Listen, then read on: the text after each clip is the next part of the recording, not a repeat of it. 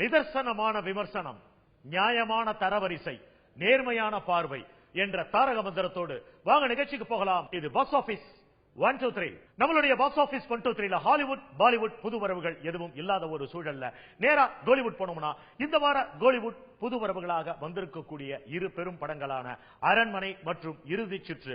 இந்த இரண்டு படங்களுமே நம்மளுடைய ஜட்ஜஸால ஒரு டீடைல் ரிவ்யூக்கு எடுத்துக்கொள்ளப்பட்டு நேரடியா டாப் 5 அப்படிங்கிற பொசிஷனுக்குள்ள வர காத்திருப்பதனால அதை தவிர்த்து நேரடியா நம்ம டாப் 5 பொசிஷன்ல என்ன படங்கள் இருக்கு அப்படிங்கறத பாத்திரலாம். நம்மளுடைய பாக்ஸ் ஆபீஸ் 1 2 3ல டாப் 3 பொசிஷனை பிடிக்கக்கூடிய படங்களுடைய தொழில்நுட்ப கலைஞர்கள், இயக்குனர் முதல் கடைநிலை ஊழியர்கள் வரை அதில் பங்கு பெற்றவர்களை அடையாளம் காட்டும் ஒரு முயற்சியாக அவர்களுடைய கருத்துக்களும் இங்கே பதிவு செய்யப்படும் என்பதை தெரிவித்துக் கொள்கிறோம். இப்ப நேரடியா டாப் 5 பொசிஷன்ல என்ன படங்கள் இருக்கு அப்படின்னு பார்த்தோம்னா 5வது இடத்துல இந்த வாரம் இருக்கிற படம் கதகளி. இந்த படத்தினுடைய இயக்குனர் பாண்டியராஜ். படத்தினுடைய ஒருவரி கதை வழக்கமான ஒரு விஷால் படம் அப்படிங்கறதுல நமக்கு வந்து ஒரு செகண்ட் தாட்டே கிடையாது. ஒரு யூசுவலா அவருடைய படங்கள்லாம் எப்படி இருக்கும்னா ஆரம்பத்தில் அவர் கொஞ்சம் வந்து யாருன்னே தெரியாம வாழ்ந்துட்டு இருப்பாரு, பின்னால் அவர் ஒரு ரவுடின்னு தெரிய வரும். அதே மாதிரி இதுல அமெரிக்கன் ரிட்டர்ன் வராரு, ஒரு பீரியட்ல தான் தெரிய வருது அவருக்கு ஏற்கனவே ஒரு முன்பகை இருந்திருக்குன்னு. இதை பேஸ் பண்ணி ஒரு கதகளிங்கிற பேர்ல வந்து ஒரு கமர்ஷியல் ஜானரோட சேர்ந்த ஒரு ஆக்ஷன் படத்தை கொடுக்க முயற்சி செய்திருக்கிறார்கள். அது முடிந்த வரைக்கும் அதுல என்ன பண்ண முடியுமோ அதெல்லாம் பண்ணிருக்காங்க. பட் எந்த விதத்திலும் இது வந்து இந்த படம் ஒரு பெரிய ஆக்ஷன் படமா அவங்களுக்கு கை கொடுக்கல அப்படிங்கறதா உண்மை. நம்மளுடைய பாக்ஸ் ஆபீஸ் 1 2 3ல 5வது இடத்துல இருக்கிற இன்னொரு படம் கெத்து. இந்த படத்தை பத்தி ஒரு டீடைல் ரிவ்யூ நம்ம கொடுத்துட்டோம். ஒரு படம் டெக்னிக்கலா என்ன சவுண்டாலும் பண்ணாலும் அந்த படத்தினுடைய பேஸ் அண்டர் கரண்ட்ல நம்ம என்ன விஷயம் சொல்ல வரோங்கிறது ஸ்ட்ராங்கா இல்லன்னா அது என்ன மாதிரியான ஒரு ரிசல்ட்டை கொடுக்குங்கிறதுக்கு கெத்து ஒரு சிறந்த எடுத்துக்காட்டுன்னு சொல்லலாம். நம்மளுடைய பாக்ஸ் ஆபீஸ் 1 2 3ல 4வது இடத்துல இருக்கிற படம் தாரை தப்பட்டை. இயக்குனர் பாலாவுடைய இயக்கத்தில் மிகப்பெரிய எதிர்பார்ப்போடு வந்த ஒரு படம் தான். கதாநாயகனா அதுல சசிகுமார் நடிச்சிருந்தாரு. படத்தினுடைய கதாநாயகி வரலட்சுமி. இந்த படத்தை பத்தி ஒரு டீடைல் ரிவ்யூ பார்த்துட்டோம். இந்த படம் இசைஞானி இளையராஜா அவர்களுக்கு 1000வது ஒரு படமாக வந்தது. இந்த படத்துல இருக்கிற ஒரு சின்ன இன்னர் லிங்க் என்னன்னு சொன்னா இந்த படத்தில் இளையராஜா அவருடைய 100வது படம் வந்து மூடுபனி, அதனுடைய இயக்குனர் பாலு மகேந்திரா. இந்த படத்தினுடைய 1000வது படத்துல வந்து பாலா வந்து பணியாற்றி இருக்காரு. இவர் பாலு மகேந்திராவுடைய உதவியாளர். இது ஒரு சின்ன இன்னர் லிங்காக நம்மளால பார்க்க முடியுது. அதை தவிர இளையராஜாவுடைய பின்னணி இசை படத்தினுடைய ஆரம்பம் முதல் இறுதி வரை நம்மள வந்து கட்டி போட வச்சிருக்குது. இன்னைக்கு இருக்கிற ஒரு வர்த்தக ரீதியான உலகத்துல இப்படிப்பட்ட படங்களை நாட்டுப்புற கலைஞர்கள் சம்பந்தப்பட்ட ஒரு வாழ்வியலை படமாக்கணும்னு நினைச்ச பாலாவை நம்ம தாராளமா பாராட்டலாம். நம்மளுடைய பாக்ஸ் ஆபீஸ் 1 2 3ல இந்த வாரம் 3வது இடத்துல எந்த படங்களுமே இல்லை.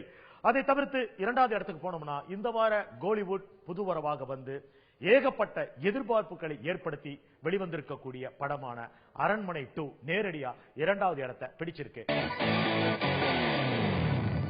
இந்த படத்தினுடைய இயக்குனர் சுந்தர் சி, படத்தினுடைய தயாரிப்பாளர் குஷ்பு சுந்தர். ஒரு மிகப்பெரிய ஒரு அரண்மனை உள்ள ஒரு கிராமம் அல்லது ஒரு ஊர் அப்படின்னு சொல்லலாம். அங்க ஒரு கோவிலுக்கு, அம்மன் கோவிலுக்கு கும்பாபிஷேகம் நீண்ட இடைவெளிக்கு பின்பு நடக்க காத்திருக்கிறது. அதற்காக மிக பிரம்மாண்டமான ஒரு அம்மன் சிலைக்கு வந்து வெளியில அபிஷேகம் நடந்துகிட்டு இருக்கு. ஏறக்குறைய கும்பாபிஷேகத்துக்கு முன்னாடி நடக்கக்கூடிய எல்லா ஃபார்மாலிட்டிஸும் அதுக்கு பண்ணிக்கிட்டு இருக்காங்க. அதே சமயம் அந்த கிராமத்துக்கு தாண்டி சில மந்திரவாதிகள் அமைந்து தீய சக்திகள் உள்ள வராமல் தடுப்பதற்காக அவைகளை ஒவ்வொரு சக்தியையும் ஒரு சொம்புக்குள்ள அடைச்சிக்கிட்டு இருக்கிறப்போ இவங்களுடைய கட்டுப்பாட்டுக்குள் வராத ஒரு ஆவி ஒண்ணு அங்கிருந்து வெளியே வருது. அவங்களுடைய உபன்யாசங்களையும் மீறி அந்த ஆவி அந்த ஊருக்குள்ள வந்துடுது. அப்படி வர்ற ஆவி அந்த அரண்மனைக்குள்ள போயிடுது. அரண்மனைக்குள்ள போன அந்த ஆவி முதல்ல யாரை தாக்குதுன்னா ராதா ரவிய. அவர் இதனால பெராலிஸ் ஆயிடுறாரு. உடனடியாக அவருடைய இளைய மகனுக்கு செய்தி தெரிவிக்கப்பட்டு சித்தார்த் அந்த ஊருக்கு உடனடியாக விரைந்து வருகிறாரு. அவருக்காக நிச்சயிக்கப்பட்ட பெண்ணான த்ரிஷாவும் கூட வராங்க. இவங்க அங்க வந்து தங்கினதுக்கு அப்புறம் நிறைய அமானுஷ்யங்கள் நடக்க ஆரம்பிக்குது. சுந்தர் சி தன்னுடைய தொழில்நுட்ப கருவிகள் மூலமாக அந்த பில்டிங்க்கு வர்றாரு. அப்படி வர்றவரு அங்க என்ன இருக்கு அப்படிங்கறத ஃபைண்ட் அவுட் பண்ண முயற்சி பண்றாரு. அங்க என்ன நடமாடுதுங்கிறத கண்டுபிடிக்கிறப்ப உங்களுக்கு ஒரு மிகப்பெரிய அதிர்ச்சி காத்திருக்கு. அது என்னன்னா இத்தனை நாளா தங்களால தேடிட்டு இருக்க சகோதரி தான் அங்க ஆவியா இருக்கிறாங்கன்னு. அவங்களுடைய நோக்கம் என்ன, எதற்காக அவங்க இந்த பேலஸ்குள்ள ஆவியாக இருக்கிறாங்க அப்படிங்கறத ஒரு பரபரப்போட இன்ட்ரெஸ்டிங்கான பொழுதுபோக்கு அம்சத்தோட சொல்லி இருக்கிற படம் தான் அரண்மனை 2. இந்த படத்துல இருக்கிற ஒரு மிகப்பெரிய பிளஸ் பாயிண்ட் என்ன அப்படின்னு சொன்னா ஆரம்பத்தில இருந்து முடிகிற வரைக்கும் இருக்கிற ஸ்கிரீன் பிளே ஸ்டைல் அப்படின்னு சொல்லலாம். பொதுவாவே சுந்தர் சி படங்கள்ல ஸ்கிரீன் பிளே வந்து ரொம்ப ஸ்டன்னிங்கா இருக்கும். அது காமெடி ஜானர் அப்படின்னு சொல்லலாம். அன்பே சிவம் மாதிரி 1 or 2 பிலிம்ஸ் தான் இவர் வந்து ரொம்ப ஒரு சென்சிட்டிவா எடுத்த ஒரு படங்கள்னு சொல்லலாம். பாக்கி எல்லாமே இவர் வந்து ஒரு பொழுதுபோக்கு அம்சம் கொண்ட ஒரு படமாக தான் எடுத்திருக்கிறாரு. அதனால சுந்தர் சி அப்படிங்கிற இயக்குனர் கிட்ட ஒரு ப்ராமிசிங் தன்மை வர்த்தக ரீதியா இருக்கு.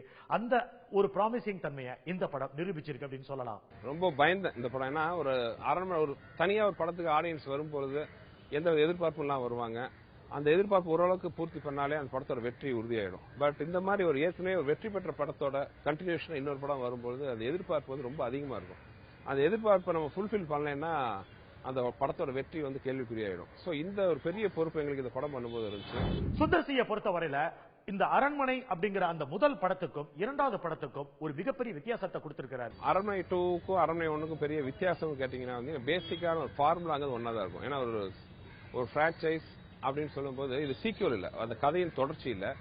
பட் அந்த கதையும் இதுக்கான ஒரு ஃபார்முலா பேசிக் களம் எல்லாம் பாத்தீங்கன்னா கிட்டத்தட்ட ஒரு சிமிலரா இருக்கும். ஒரு ஸ்பைடர்மேன் சூப்பர்மேன் ஆகட்டும், இந்தியில வர தூம் சீக்வல் எல்லாமே ஒரு பேசிக் ஃபார்முலாங்கிறது கிட்டத்தட்ட பாத்தீங்கன்னா ஒரே மாதிரி தான் இருக்கும். அதுல நடக்கிற சம்பவங்கள், அது வரும் கதாபாத்திரங்கள் தான் பாத்தீங்கன்னா வெவ்வேறு வித்தியாசங்களை காட்டுவோம். அந்த வகையில பாத்தீங்கன்னா அரண்மனை 2 பாத்தீங்கன்னா முழுக்க பாத்தீங்கன்னா அந்த பேசிக்கான ஃபார்முலா அரண்மனை மாதிரி இருந்தாலும் அது இதில் வரும் சம்பவங்கள், கதாபாத்திரங்கள் எல்லாமே இன்னும் வித்தியாசமா, இன்னும் இன்ட்ரெஸ்டிங்கா, இன்னும் பிரம்மாண்டமா உங்களுக்கு எல்லாம் பிடிக்கிற விதத்தில் இருக்கும். இதையெல்லாம் மீறி நம்ம பாக்ஸ் ஆபீஸ்க்குள்ள இந்த படம் என்ன மாதிரியான ஒரு ஜேர்னி எடுத்துக்க போகுது அப்படிங்கறத பொறுத்திருந்து பார்ப்போம். நம்மளுடைய பாக்ஸ் ஆபீஸ் 123ல இந்த வாரம் அரண்மனை 2 பிடித்திருக்கும் இடம் 2. நம்மளுடைய பாக்ஸ் ஆபீஸ் 123ல டாப் 1 அப்படிங்கிற பொசிஷன்ல 2 படங்கள் இருக்கு. அதுல முதல்ல பார்க்க போற படம் இந்த வார கோலிவுட் புது வரவாக வந்து நேரடியாகவே நம்பர் 1 அப்படிங்கிற இடத்தை பிடிச்சிருக்கிற படம் இறுதி சுற்று. இந்த படத்தினுடைய இயக்குனர் சுதா. இவர் வந்து பிரபல இயக்குனர் மணிரத்னம் அவர்களுடைய உதவியாளர். இவர் ஏற்கனவே துரோகி அப்படிங்கிற ஒரு படத்தை இயக்கி இருக்கிறாரு. இவர் இயக்கத்தில் வெளிவரக்கூடிய ஒரு இரண்டாவது படம். இந்த படத்தினுடைய தயாரிப்பாளர்கள் சசிகாந்த் மற்றும் சி.வி. குமார். இந்த படத்தை இங்க சவுத் இந்தியா லெவல்ல யூடிவி சார்பாக ப்ரோமோட் பண்ணி இதனுடைய கம்ப்ளீட் இன்சார்ஜ் எடுத்திருக்கிறவர் தனஞ்சயன். நான் வந்து பில்லியன் டாலர் பேபி மாதிரி இந்த படம் காலங்காலமா பேசப்படும் அப்படின்னு நான் சுதா கிட்ட நான் சொல்லியிருந்தேன். படம் பார்த்து முடிச்ச உடனே மேரிகாம் வந்து அது வேற மாதிரியான படம். அது ஒரு இண்டிவிஜுவல் மட்டும்தான். அது வந்து அந்த கோச்ன்றது அந்த இது வரல, அந்த எலிமெண்ட் வரல. ஆனா இங்க அந்த மில்லியன் டாலர் பேபியில் அது இருக்கும். அது இந்த படத்துல நான் சொன்னேன், இது வந்து காலங்காலமா பேசப்படுற ஒரு தமிழ் படமா இருக்கும். அப்படிப்பட்ட ஒரு தமிழ் படத்தை எனக்கு நீங்க கொடுத்திருக்கீங்க, பிரமாதமா எடிட் பண்ணிருக்கீங்க அப்படின்னு சொல்லிட்டு நான் ராஜ்குமார் இரானி சாருக்கும் சொன்னேன், சுதாக்கும் சொன்னேன், சசிகாந்துக்கும் நான் சொன்னேன். நான் ஹரியானா மாநிலத்துல ஒரு மிகப்பெரிய பாக்ஸரா இருக்கிறாரு கதாநாயகனான மாதவன். அங்க நடக்கிற ஒரு போட்டியில வந்து அவர் தோல்வி அடைஞ்சிடறாரு. அதை தொடர்ந்து அவர் வந்து அன்பிட் அப்படின்னு சொல்லி அவருக்கு அந்த குவாலிபிகேஷன் இல்லைன்னு அவர் டீ ப்ரோமோட் பண்ணிடுறாங்க. அப்கோர்ஸ் அதுக்கப்புறம் அவர் அந்த மாதிரியான போட்டிகள் நடக்கக்கூடிய விஷயங்கள்ல பங்கெடுத்துக்கக்கூடிய ஒரு பொறுப்புல இருக்கிறாரு. போற போக்குல அவங்களுக்கும் மேனேஜ்மெண்ட்டுக்கும் ஏற்படுற பிரச்சனையில அதுல இருந்தும் அவர் விடுவிக்கப்பட்டு சென்னைக்கு அனுப்பப்படுறாரு. அப்ப அவர் ஒரு சேலஞ்ச் எடுக்கிறாரு. நான் சென்னையில ஒரு மிகப்பெரிய பாக்ஸரை உருவாக்குறேன் அப்படின்னு சொல்லிட்டு அவர் சென்னைக்கு வந்துடுறாரு. சென்னையில அவர் வந்ததுக்கு அப்புறம் இங்க கதை வந்து எப்படி நகருது அப்படின்னு சொன்னா, வட சென்னையில ஒரு மீன் விற்கிற, அதாவது ராயபுரத்துல மீன் விற்கக்கூடிய ஒரு கதாபாத்திரம் தான் ரித்திகா சிங். இவங்களுடைய சகோதரி தான் அந்த மும்தாஜ் சர்க்கார்.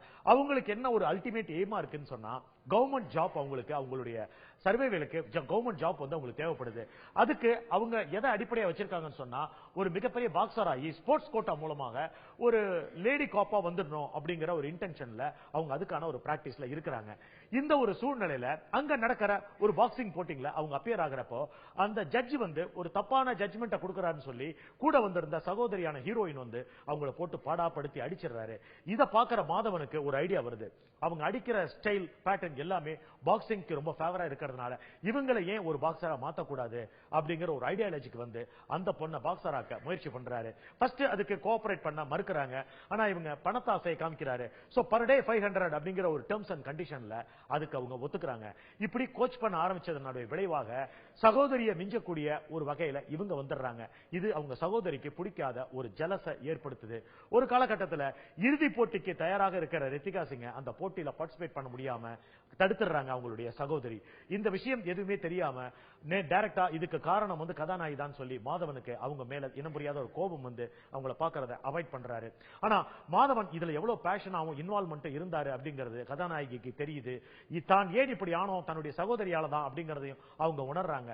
இதையெல்லாம் மீறி கடைசியா அவங்க எப்படி மாதவன் நினைச்ச மாதிரியா அந்த போட்டியில பங்கு பெற்று வெற்றி பெற்றாங்க அப்படிங்கறத சொல்லி இருக்கிற ஒரு படம் தான். வெரி ஃபர்ஸ்ட் டைம் தமிழ் சினிமாவில் இந்த படத்தை நம்ம எந்த படத்தோட கம்பேர் பண்ணி பார்க்க முடியும்னா மிகப்பெரிய ஒரு உலக திரைப்படமாக இன்னைக்கு வரைக்கும் அங்கீகரிக்கப்பட்டிருக்கக்கூடிய த சாம்ப் அப்படிங்கிற படத்துக்குள்ள என்ன ஒரு வலி வேதனை பர்ஃபார்மன்ஸ் இருந்ததோ அதை அப்படியே இந்த படத்தினுடைய இயக்குனரான சுதா நம்ம கண்ணு முன்னாடி கொண்டு வந்து நிறுத்திருக்காங்க அப்படின்னு சொல்லலாம். மோரோவர் சுதா அப்படிங்கிறவங்க ஒரு பெண் இயக்குனர் அப்படிங்கிற ஒரு பாகுபாடை இந்த படத்துல நம்ம கொண்டு வரவே முடியாது. ஏன்னா ஆண் இயக்குனர்களே இந்த படத்தை எடுக்க முடியுமா அப்படிங்கிற ஒரு சந்தேகத்தை கொடுக்கிற அளவுக்கு அதிக வீரியத்தோட பண்ணியிருக்கிறாங்க. பொதுவா பெண் இயக்குனர்கள் பெண்ணியத்தை தான் அதிகமா பேசுவாங்க. அதை மீறி ஆண் இயக்குனர்கள் பெண்ணியத்தை பேசியவர்கள் தான் பாலச்சந்திர போன்றவர்கள். ஆனா இந்த படத்துல ஒரு பெண்ணாக இருந்தும் கூட இந்த படத்தின் ஆரம்ப கட்ட காட்சிகளை கூட சொல்லலாம், அந்த ரொமான்ஸ் காட்சிகள், அதை ஒரு ஆண் இயக்குனர்களை தைரியமா படமாக்குறது ரொம்ப கஷ்டம். அப்படி கொண்டு வந்திருக்கிறாங்க. இந்த படத்தினுடைய கதாநாயகியான அந்த ரித்திகா சிங் கிட்ட இவங்க வேலை வாங்கி இருக்கிற விதத்தை வார்த்தைகளால் சொல்லவே முடியாது. ஒரு last before going to shoot ரொம்ப எல்லாம் பண்ணக்கூடாதுன்னு சொல்லிட்டு ஒரு 3 days மட்டும் கலைராணி வச்சு ஒரு ஒர்க் ஷாப் மாதிரி பண்ணாங்க. சோ கலைராணி என்ன சொன்னாங்க, ஐயோ இது தேரவே தேராது, 1 week எல்லாம் நீங்க சொல்றீங்க, எப்படி பண்ண முடியும் அப்படின்னு சொல்லிட்டு. சோ போனதுக்கு அப்புறமா 2 hours கலைராணி எனக்கு போன் பண்ணாங்க. she said இந்த பொண்ணுக்கு எதுவுமே தேவையில்லமா, she is like a monkey, she is a genius அப்படின்னு சொல்லிட்டு. இந்த படத்தினுடைய தயாரிப்பாளர்களை நம்ம கண்டிப்பா அப்ரிஷியேட் பண்ணி ஆகணும். ஏன்னா இந்த மாதிரி படத்தை யங் ஜெனரேஷனுக்கு கொடுக்கிறது மூலமாக வர்த்தக ரீதியான சினிமா வாணிக ரீதியான சினிமா அப்படிங்கறதெல்லாம் தவிடு பொடியாக்கி ஒரு சரியான கண்டென்ட்டை சரியா சொன்னா அந்த படம் ஒரு மிகப்பெரிய வெற்றி பெறும் அப்படிங்கிறதுக்கு இந்த படம் ஒரு சிறந்த இலக்கணமாகவே மாறி நிக்குது. ஒரு கிரியேட்டிவ் ப்ரொடியூசரா ஒரு குவாலிட்டேட்டிவா கண்டென்ட்டை ஜட்ஜ் பண்ணி அப்புறம் தான் சூஸ் பண்றது. அதே மாதிரி தான் இந்த படமும். இது எல்லாத்தையும் மீறி இந்த வருடத்தின் துவக்கமே தமிழ் சினிமாவுக்கு ரொம்ப ஹெல்த்தியா இருக்கு. படத்தினுடைய கதாநாயகன் மாதவன் இந்த கேரக்டருக்காக தன்னை அப்படியே அர்ப்பணிச்சிருக்காருன்னு சொல்லலாம். ஒரு பியூட்டிஃபுல் ஃபிட்னஸ் இமேஜை பத்தி கொஞ்சம் கூட கவலைப்படாம ஒரு கேரக்டர் ஒன்று பண்ணியிருக்கிறாரு. குறிப்பிட்டு சொல்லணும்னு சொன்னா அவருடைய அந்த பாக்ஸிங் தோல்விக்கு பிறகு அவருடைய ஒய்ஃப் அவரை விட்டு விலகிடுறதா அவங்களை விட்டு போயிடுறதா இதுல ஒரு கேரக்டர் வருது. ஆனால் படத்திலேயே த்ரூஅவுட் பிலிம் டிராவல் ஆகிற ராதாரவி கிட்ட அதை சொல்லி கிண்டல் பண்றப்போ ராதாரவி அந்த ஓடி போன பெண்ணுடைய தகப்பன் நான் தான் அப்படின்னு சொல்றப்போ ஒட்டுமொத்த தியேட்டர்லயும் ஒரு சின்ன நெயில் கிளாப், ஒரு சின்ன நிசப்தம், நிறைய இடங்கள்ல நம்ம கண்ணை கலங்க வச்சிருக்கிறாங்க. முக்கியமா போற போக்குல எண்ட்ல தன்னுடைய லவ் அவங்க எக்ஸ்பிரஸ் பண்ற விதம் கூட ரொம்ப அழகா இருக்கு. இதையெல்லாம் மீறி படத்துக்குள்ள மைண்ட் ப்ளோயிங்கா நிக்கிற 2 விஷயங்கள் ஒன்னு சுதாவுடைய இன் அண்ட் அவுட் டைரக்ஷன், ஒரு பர்ஃபெக்டான டைரக்ஷன். 2 இந்த படத்துல கதாநாயகியா அப்பியர் ஆயிருக்கிற ரித்திகா சிங். 3 இவங்க 2 பேர்லயும் கோஆர்டினேட் பண்ணக்கூடிய மாதவனுடைய அற்புதமான ஒரு பர்ஃபார்மன்ஸ். இது இந்த படத்துக்கான இந்த அர்ப்பணிப்பை நம்ம அசாதாரணமாக எடுத்துக்கவே முடியாது. இது போன்ற படங்கள் இனி தமிழ் சினிமாவில் அடிக்கடி வரும் அப்படிங்கிற ஒரு தைரியத்தையும் தன்னம்பிக்கையும் இந்த என்டையர் டீம் நமக்கு கொடுத்திருக்கிறாங்க.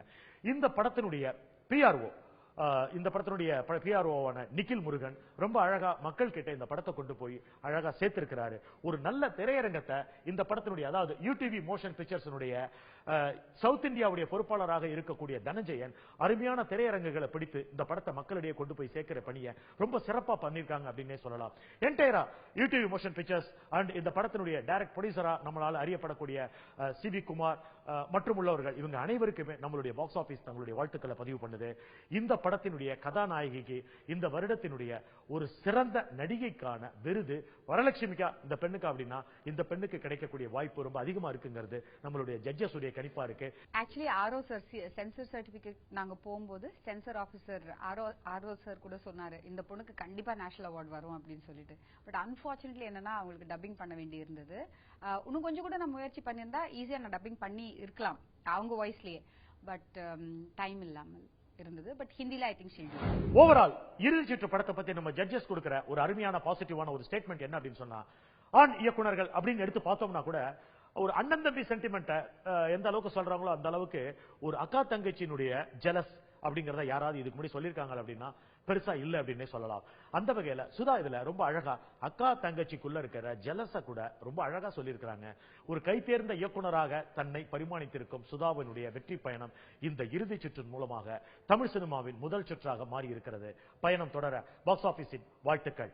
நம்மளுடைய பாக்ஸ் ஆபீஸ் 123ல இந்த வாரம் முதல் இடத்துல இருக்கிற இன்னொரு படம் ரஜினி முருகன்.